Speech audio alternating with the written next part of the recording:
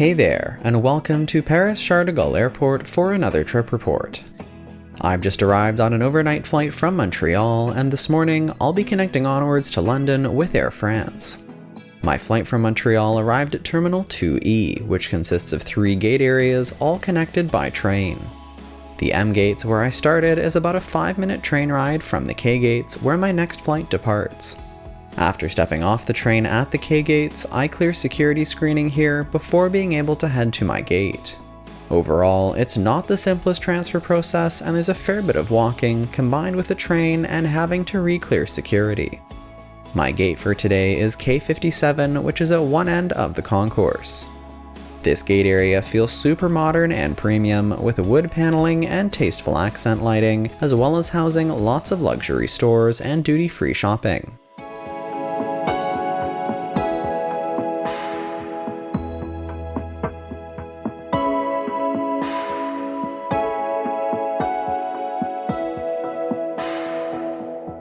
The architecture of this concourse is really neat, shaped as one long tube with gates from end to end.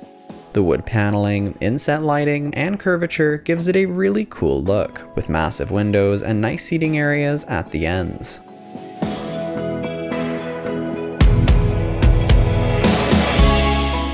My flight is Air France Flight 1580 to London Heathrow, which is scheduled for departure at 10 a.m. Boarding's due to begin 35 minutes before that at 9:25 a.m. Air France boards their flights by assigned zone number, with Zone 1 for business class, Zone 2 for Flying Blue Platinum and Gold members, as well as SkyTeam Partner Airline Elite members, Zone 3 for Flying Blue Silver members, and Zones 4 and 5 for all other economy class passengers.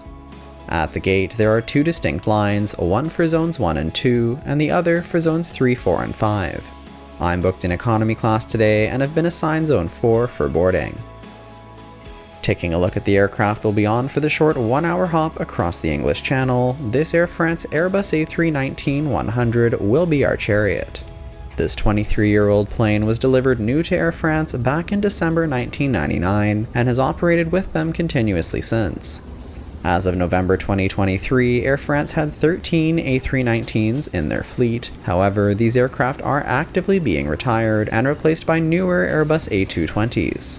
In fact, this particular aircraft was retired and scrapped in April 2023, just 2 months after this flight was taken. This is definitely for good reason, as we'll see in a minute. Stepping on board, at the front we have 5 rows of business class with 20 seats in total. As with many other intra-Europe business class products, the only difference between economy and business on this plane is that the middle seat in each row of 3 is blocked, such that the airline can easily adjust how many seats are in each cabin on a given flight. In economy class, seats are in a 3-3 configuration, and I'm booked in seat 21A, which is a window seat on the left side of the plane. First impressions, it's pretty outdated. The leather surface of the seats is worn, hacked up, and generally dirty. Every seat does have a nice plushy height-adjustable headrest, which also has folding sides for extra support. You'll notice that there are no entertainment screens or device holders on the seat back in front, but we do have a coat hook on the side for hanging your jacket. Also on the seat back, we have a cup holder and a tray table, both of which flip out for use. The tray table is also mounted on rails such that it's adjustable.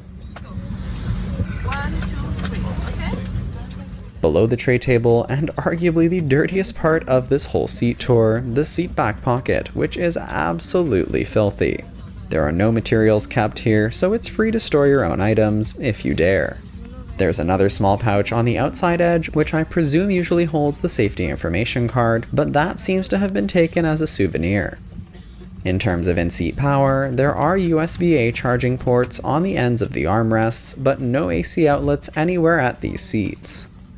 The legroom in the seat isn't terribly generous, but it's enough, and at 5'10", I have just enough extra space for my knees. In terms of storage space for cabin bags, I was able to get my large backpack under the seat super easily, which was good because the overhead bins filled up quite fast. Please store your baggage in the overhead compartment, only small. Looking at the overhead panel above the seat, here we have a reading light as well as an adjustable air vent for each seat. Ladies and gentlemen, good morning. The captain. Welcome on board this Airbus A319-100 to London Heathrow.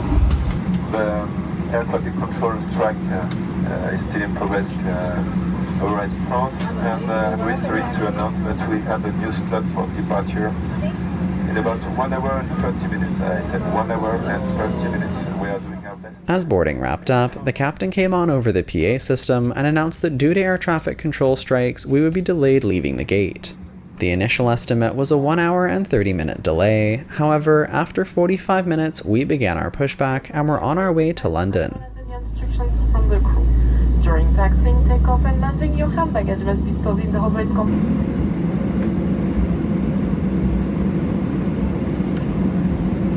PNC, préparez-vous pour le décollage.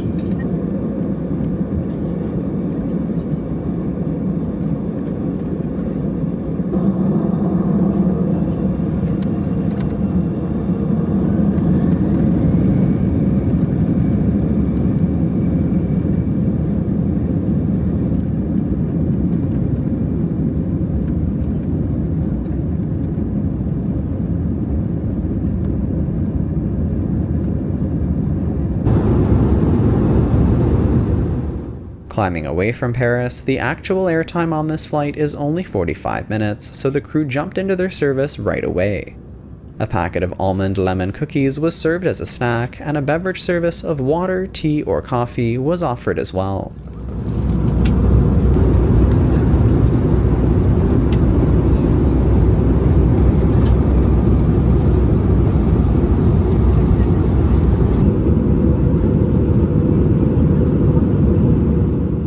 There is Wi-Fi available on board today's flight, however it seemed to be broken as there was no network to connect to. Sort of fits with the vintage of this plane.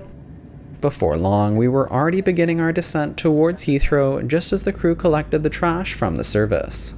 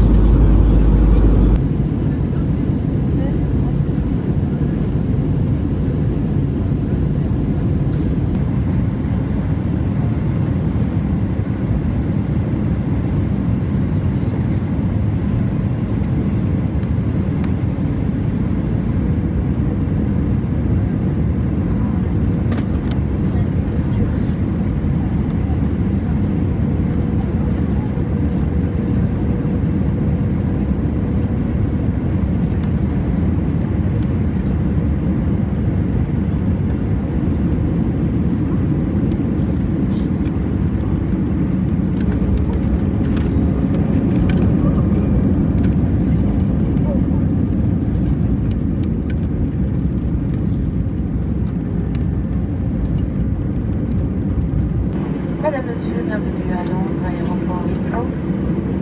Il est 10h48. Vous pouvez dès à présent désactiver le mode avion. Votre ceinture de sécurité doit rester attachée. Arriving at London's Heathrow Airport, we're headed over to our gate on the airport's Terminal 3. During the pandemic, Air France and KLM flights used Terminal 3, however, as of March 2023, both airlines have since moved back to Terminal 4. Air France offers quite a few connecting options with their partner airlines like Virgin Atlantic and Delta, both of which still operate from Terminal 3, so a terminal transfer by train is involved for making these connections.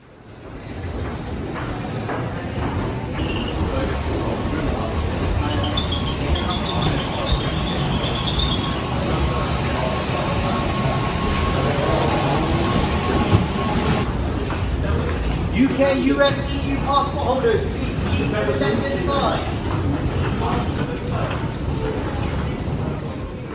Although the line for passport control was quite daunting, it only took me about 15 minutes to get through, and I'm now ready to head into the city on one of Heathrow's many train and tube connections. Thanks for joining me for this trip report with Air France, and I hope you enjoyed it. On the whole, this was a relatively easy flight for hopping between Paris and London. However, the state of the aircraft we were on today was pretty abysmal. It was clear, between the filthy seat, broken Wi-Fi, and generally outdated cabin, that these planes are on their way out.